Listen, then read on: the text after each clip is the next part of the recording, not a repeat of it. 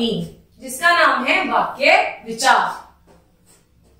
शब्दों के ऐसे समूह जो शब्दों का पूरा पूरा अर्थ प्रकट करते हैं उन्हें हम वाक्य कहते हैं। जैसे हिमांशु ने रवि को मारा, तो शब्द बनकर वाक्य बन रहे हैं और वाक्य का पूरा अर्थ निकल रहा है। सुरेश फुटबॉल खेलता है, रमेश कक्षा में प्रथम आया। यहाँ तीनों वाक्य अपने आप में सार्थक है, बिल्कुल पूरे शब्दों को वाक्य को पूरा कर रहे हैं। ये तीनों का अर्थ अलग अलग है, बिल्कुल।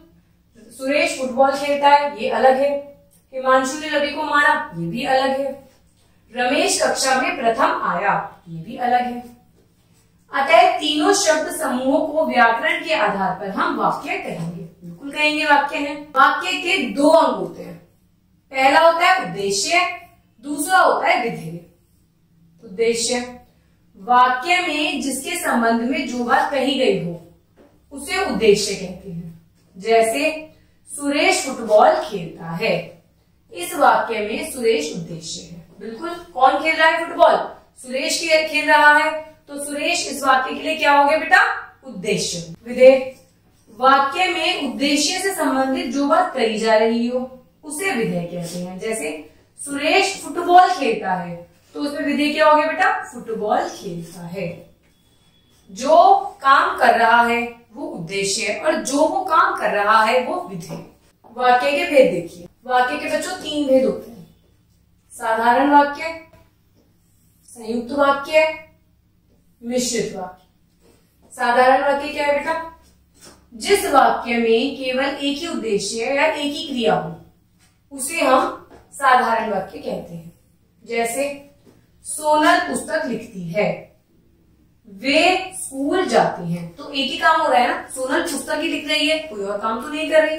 वे स्कूल जाते हैं, स्कूल ही जा रही है, स्कूल के साथ कहीं और नहीं जा रहे। संयुक्त वाक्य, जब 2 या 2 से अधिक साधारण वाक्य समुच्चय बोधक से जुड़ जाते हैं तो वे संयुक्त वाक्य कहलाते हैं। जैसे अजय आया और तुरंत चला गया, है तो अजय ही कर रहा है काम, लेकिन वो 2 काम कर रहा है, वो आया भी और तुरंत चला भी गया, तो 2 वाक्य एक भी जुड़ गए।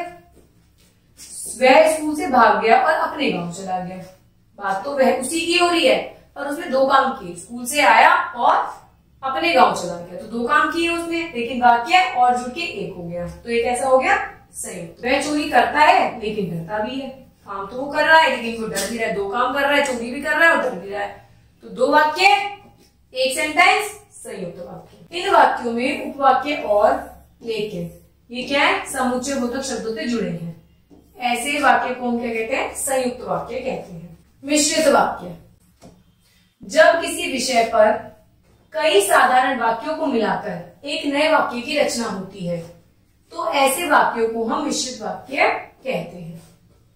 वह परिश्रम करता है, वह फल पाता है, जो परिश्रम करता है वो फल पाता है। जब धन आता है तो मनुष्य अभिमानी हो जाता है। जो विद्यार्थी लगन से पढ़ते हैं वही परीक्षा में उत्तीर्ण होते हैं। जो व्यक्ति विद्वान होता है उसे सभी स्थानों पर पूजा जाता है। क्या हो गया? एक साधारण वाक्य ने मिलकर एक नए वाक्य की रचना कर दी। परिश्रम करता है तो फल पाता है, धन आता है तो उसे एक नया शब्द जुड़ा तो मनुष्य अभिमानी हो जाता है। तो इस तरीके से जब एक साधारण वाक्य एक नए वाक्य की अपने साथ उत्पत्ति कर देता है तो उसे हम मिश्रित वाक्य कहते हैं। मिश्रित वाक्य में एक उपवाक्य होता है और दूसरा आश्रित वाक्य होता है। पहले वाक्य में जो परिश्रम करता है मुख्य उपवाक्य तथा फल पाता है, आश्रित वाक्य कहलाता है।